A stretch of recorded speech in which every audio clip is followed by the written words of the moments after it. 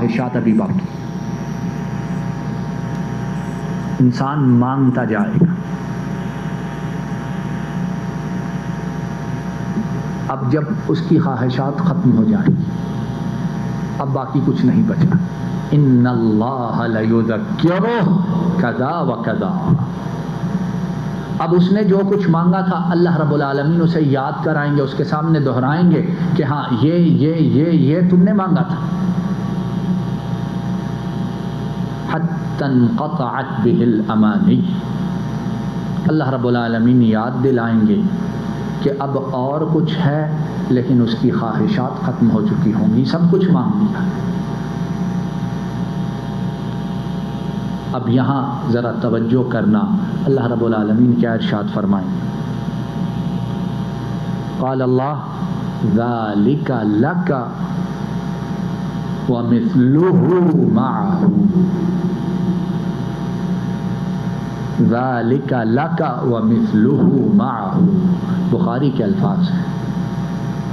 کتاب اللہ کے بعد سب سے سچی سب سے صادق کتاب روئے زمین پر.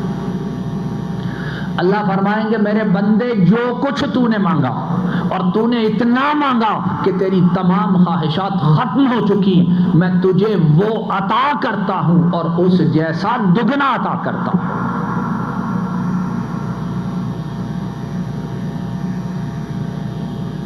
انک انت الوہاب.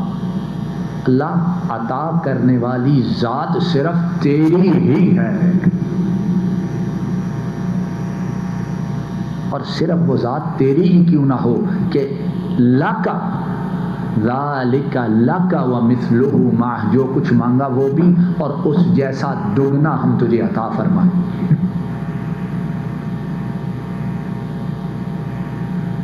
یہ کون ہے جو جنت میں جانے والا؟ بولیے, زور سے بولیے, کون ہے؟ آخری انسان ہے. اور ایک دوسری روایت بخاری ہی کی ہے, اور وہ روایت اس کے بعد کہ ابو ہریرہ رضی اللہ تعالی عنہ جب اس حدیث کو بیان کر رہے تھے, ابو سعید الخدری جو دوسرے صحابی ہیں انہوں نے سنا تو کیا کہا؟ وعشرة أمثاله معه. يا أبا هريرة قال أبو هريرة ما حفظت إلا قوله ذلك لك ومثله معه. قال أبو سعيد الخدري أشهد أني حفظت من رسول الله صلى الله عليه وسلم ذلك لك وعشرة أمثاله. قال ابو ہریرہ فذلك الرجل آخر اہل الجنت دخولا الجنہ.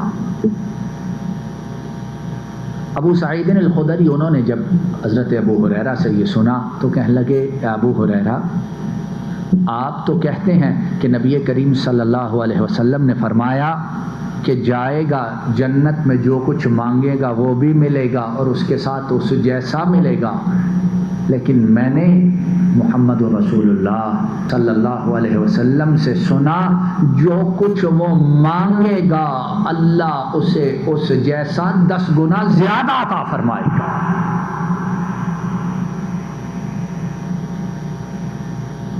حضرت ابو ہریرہ وہ کہنے لگے ابو سعید الخدری میں نے تو آپ کی زبان مبارک سے یہی سنا ہے. تو حضرت ابو سعید الخدری کہنے لگے کہ میں اللہ کو گواہ بنا کر کہتا ہوں کہ میں نے زبان نبوت سے یہ سنا ہے جو مانگے گا وہ اور اس جیسا 10 گنا ساتھ اور ملے گا. ان الذین آمنوا وعملوا الصالحات کانت لہم جنات الفردوس نزلا. جو ایمان لائے اعمال صالحات کی ان کی مہمانی کہاں ہوگی؟ بولیے کہاں ہوگی؟ جنت الفردوس میں. اور ہم یہ سن چکے کہ جنت الفردوس سب سے اعلیٰ درجہ ہے. اور یہ جو شخص ہے یہ جنتیوں میں سے جو بندہ آخر میں جنت میں جائے گا ان میں سب سے اخیر والا آدمی ہے، اس کو یہ کچھ مل رہا ہے، تو جو جنت الفردوس میں جائیں گے ان کے لیے وہاں کیا کچھ ہوگا۔ اللہ رب العالمین ہم تمام کو والدین کے ساتھ، اہل و عیال کے ساتھ اور مومنین موحدین کے ساتھ جنت الفردوس کا وارث بنائے۔ تو جو آخر میں جنت میں جانے والا ہے، جو کچھ وہ مانگے گا وہ بھی ملے گا اور پھر اس سے 10 گنا بڑھ کر ملے گا، تو جو جنت الفردوس میں جانے والا ہے اسے کیا کچھ ملے گا۔ تو جب بھی کبھی دین کا، دنیا کا ٹکراؤ ہو تو فوراً اس چیز کو ذہن میں لاؤ کہ ہم جس کام کے لیے دین کو چھوڑتے ہیں اس کام کے کرنے کے بعد ہمیں دنیا کتنی ملے گی، کتنی دنیا ملے گی، اور جو کچھ ملے گا اس کی بھی گارنٹی نہیں کہ یہ کچھ کرنے کے بعد وہ مل بھی جائے گا، اور اگر مل گیا تو وہ باقی تو رہنے والا ہے ہی نہیں، اور مل گیا تو معلوم نہیں ہم اس سے استفادہ، فائدہ بھی اٹھا سکتے ہیں کہ نہیں۔ جب یہ سب کچھ ذہن میں لائیں تو اللہ رب العالمین کی توفیق سے دین کے لیے دنیا کو چھوڑنا بہت آسان ہو جاتا ہے۔ قل لو كان البحر مدادا لكلمات ربي لنفد البحر قبل ان تنفد كلمات ربي ولو جئنا بمثله مددا۔ اب اس آیت میں اللہ رب العالمین کی عظمت کا، ان کی شان و شوکت کا بیان ہے۔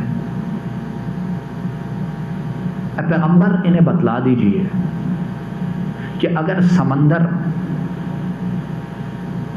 میرے رب کے کلمات کے لیے سیاہی بن جائے، لنفد البحر قبل ان تنفد کلمات ربی، بے شک یہ سمندر ختم ہو جائے گا اس سے پہلے کہ میرے رب کے کلمات وہ ختم ہو۔ وَلَوْ جِئْنَا بِمِثْلِهِ مَدَدًا، اگرچہ ہم اس جیسا اس کی مدد کے لیے اور لے آئے۔ اگر تمہارے رب کے کلمات، اس کی حکمتیں، اس کی باتیں، اس کی آیات، اس کی قدرت، اس کی سلطنت، اس کی شان و شوکت، اس کی صفات، اس کی بڑائی، اس کی بزرگی کے متعلق لکھنا شروع کرو، اور سمندر سیاہی، اور سمندر اس کا پانی کتنا ہے، کیا کہتے ہیں، ایک حصہ خشکی ہے اور پانی کتنے حصے ہیں، 3 حصے پانی، اور یہ سمندر ہیں ان کی گہرائیاں کتنی ہیں، ہزاروں ٹن بڑے جہاز ڈوب جاتے ہیں، اور ابھی تک انسان بہت سے سمندروں کی تہوں تک نہیں پہنچ سکا ہے، اور اس کے نیچے جو کچھ دنیا آباد ہے، جنہیں کسی حد تک کچھ علم ہے، وہ حیران و پریشان ہوتے ہیں۔ فرمایا سمندر کا سارا پانی وہ سیاہی بن جائے، اور اس سیاہی سے تمہارے رب کی آیات، اس کی حکمتیں، اس کی باتیں، اس کی عظمت و شان کے متعلق لکھنا چاہو، سمندر ختم ہو جائیں گے، اس کی عظمت و شان کے متعلق باتیں ختم نہیں ہوں گی، اس کی آیات وہ ختم نہیں ہوں گی۔ اب بتلاؤ جو ایک رب کی مانتا، اس کی توحید کے لیے اپنا سب کچھ لٹاتا، قربان کرتا ہے، وہ خوش قسمت ہے کہ نہیں، ہے کہ نہیں؟ میں اور تم جہاں کام کرتے، جہاں نوکری کرتے، جہاں جاب کرتے، جہاں روزی کے لیے محنت کرتے، جو ہم سے بڑا ہے اس کے پاس کتنا کچھ، اور ہم میں سے کتنے ہیں اس کی خوشنودی کے لیے اپنا ایمان سب کچھ لٹا دیتے، اور وہ پھر جب جی چاہتا ہے کان سے پکڑ کے نکال دیتا ہے۔ تو آؤ اس رب کے سچے تابعدار بن جائیں جس کے پاس یہ کچھ ہے کہ اس کی عظمت و شان کے متعلق سمندر سیاہی ہے، سمندر ختم ہوتا ہے، اس کی عظمت اور شان کی باتیں ختم نہیں ہوتی۔ پر اسی پر بس نہیں، سورہ لقمان میں اللہ رب العالمین کیا ارشاد فرماتے ہیں، وَلَوْ أَنَّمَا فِي الْأَرْضِ مِنْ شَجَرَةٍ أَقْلَامٌ وَالْبَحْرُ يَمُدُّهُ مِنْ بَعْدِهِ سَبْعَةُ أَبْحُرٍ مَا نَفِدَتْ كَلِمَاتُ اللَّهِ إِنَّ اللَّهَ عَزِيزٌ حَكِيمٌ إِنَّ اللَّهَ عَزِيزٌ حَكِيمٌ إِنَّ اللَّهَ عَزِيزٌ حَكِيمٌ۔ فرمایا زمین میں جتنے درخت ہیں وہ قلم بن جائیں، اور زمین میں کتنے درخت ہیں؟ ایک علاقے میں جتنے درخت، جتنی لکڑی، جتنا سبزہ ہوتا ہے انسان اس کا شمار نہیں کر سکتا۔ والبحر یمدہ،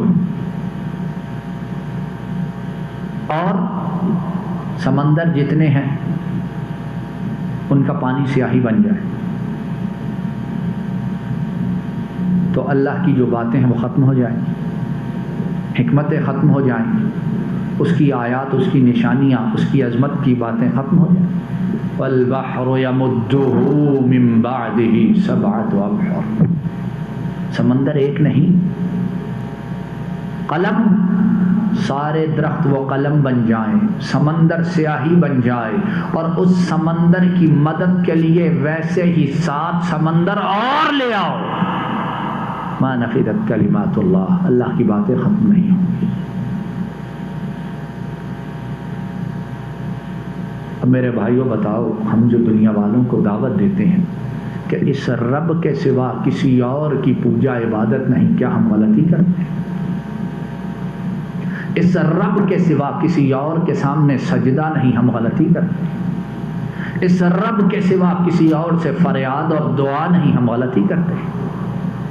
اس رب کے سوا کسی اور کے لیے اخلاص نہیں، کیا ہم کہنے میں غلطی کرتے ہیں؟ اور پھر اس کے مقابلے میں اگر ہمیں کوئی بزرگوں کا گستاخ کہے تو اس میں ہمارے لیے تکلیف کا سامان نہیں بلکہ خوشی ہے کہ اللہ تیری عظمت کو سامنے رکھتے ہوئے ہم صرف تیری طرف بلاتے ہیں، اور تیری طرف بلانے کا صلہ ہمیں یہ ملتا ہے۔ ان اللہ عزیز حکیم۔ اور یہاں مفسرین نے ایک بڑا عجیب نقطہ بیان کیا ہے۔ مفسرین نے ایک بڑا عجیب نقطہ بیان یہ کیا ہے کہ اگر 7 سمندر اور ساری دنیا کے درخت وہ قلم بن جائیں، سمندر سیاہی بن جائیں، مدد کو 7 سمندر آ جائیں، تو اللہ کی باتیں ختم نہیں ہوں گی، تو کیا اس سے یہ مطلب ہے کہ اگر 8، 10، 15 ہو جائیں تب باتیں ختم ہو جائیں گی؟ مفسرین بیان کرتے ہیں نہیں، بلکہ اس کا مطلب یہ ہے کہ تم سمندروں کا پانی سیاہی بناتے جاؤ، درختوں کی لکڑی کو قلم بناتے جاؤ، یہ دنیا والے ختم ہو جائیں، 7 سمندر ختم ہو جائیں، اس کے بعد جو کچھ لاتے جاؤ، جب تک لاتے جاؤ اللہ کی باتیں تب بھی ختم نہیں ہوں گی۔ مقصد یہ ہے انسانیت کو بتلانا کہ اللہ کی باتیں وہ قلم لکھ نہیں سکتے، سمندر سیاہی بن نہیں سکتے، جتنے چاہے لے آؤ۔ ان اللہ عزیز حکیم، بے شک اللہ غالب ہے، بے شک اللہ سب سے زیادہ قوت والا، ہر ایک پر غالب آنے والا، حکیم اور بہت زیادہ حکمت والا ہے۔ جو اتنا سب کچھ چلا رہا ہے وہ حکمت والا نہ ہوگا؟ اور ہم میں سے بہت سے بیوقوف ایسے ہیں کہ اس کی مخلوق میں سے کسی ایک کو پسند کر لیا اور وہ جا چکا اس دنیا سے، اسے رب کے ساتھ اس کی اتنی بڑی بادشاہی میں شریک ٹھہراتے، اور بعض ایسے ہیں کہ اس ہی کو رب کی جگہ پر بٹھا دیتے ہیں۔ اس سے بڑا ظالم کون ہوگا؟ اس سے بڑا گمراہ کون ہوگا؟ اسی لیے فرمایا ان الشرک لظلم عظیم۔ اس لیے میرے بھائیوں یہ توحید کی اللہ نے جو ہمیں نعمت دی ہے، یقین ماننا کہ دنیا کی کوئی نعمت اس سے بڑی اور نہیں ہے۔ اور جب یہ نعمت سب سے بڑی ہے، میرا اور تمہارا عقیدہ یہ ہے، تو پھر اللہ سے فریاد ہے کہ اللہ جب اس دنیا سے جائیں تو اس نعمت کو صحیح سلامت سینوں میں ساتھ لے کے جائیں، اور اللہ ہمیں، ہمارے والدین کو، ہماری اولاد کو، ہماری قیامت تک آنے والی نسلوں کو اس توحید پر باقی رکھنا، اور اللہ ہمیں ان خوش نصیبوں میں سے فرمانا کہ جن کا نام آپ کے ہاں ان لوگوں میں لکھا جائے جو توحید پر قائم رہتے ہوئے دنیا والوں کو اس توحید کی طرف بلاتے ہیں۔